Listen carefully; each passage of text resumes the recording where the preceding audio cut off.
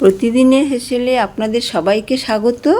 আজকে ফিরনি করব। এই ফিরনি করার জন্য লাগবে দুধ, চাল, গোবিন্দভোগ চাল আর চিনি আর বাদাম, কাজু বাদামের গুঁড়ো আর একটু কেওড়ার জল আর গোলাপ জল আর লাস্টে একটু ঘি।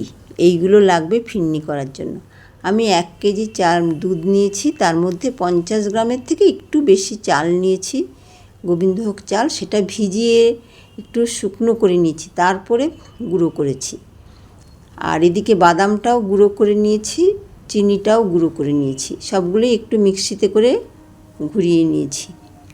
আর দুধটা ভালো করে ফুটে যাওয়ার পরে সমানে নাড়তে হবে। বেশ কিছুক্ষণ ফুটে যাওয়ার পরে তারপরে কিন্তু চালের গুঁড়োটা দিতে হবে।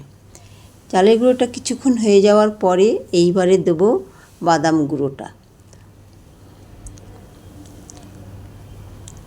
এই ফিরনি তো খেতে খুবই সুন্দর লাগে। এগুলো ডেজার্ট হিসাবে হোটেল রেস্টুরেন্টে পাওয়া যায়, খাওয়া যায়।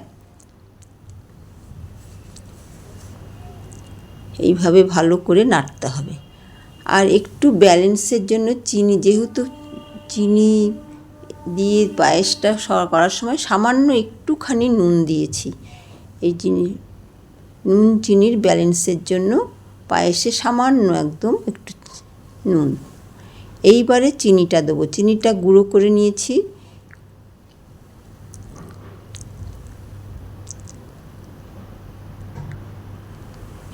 একটু সামান্য নুন দিলাম।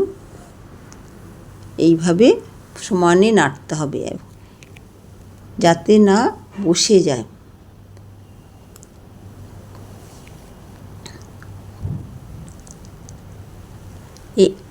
বেশ হয়ে যাওয়ার পরে হয়েই এসছে। এবারে একটু কেওড়ার জল আর গোলাপ জল দিয়েছি, দুটো মিক্সড করে, আর একটু ঘি, 2 চামচ মতো ঘি দিয়ে হয়ে গেল আমার ফিরনি।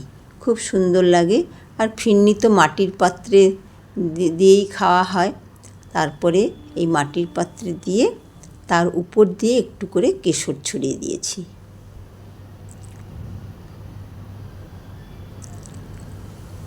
খুব সুন্দর হয়েছে, খেতেও খুব সুন্দর লাগে। ডেজার্ট হিসাবে খুবই সুন্দরভাবে খাওয়া হয়।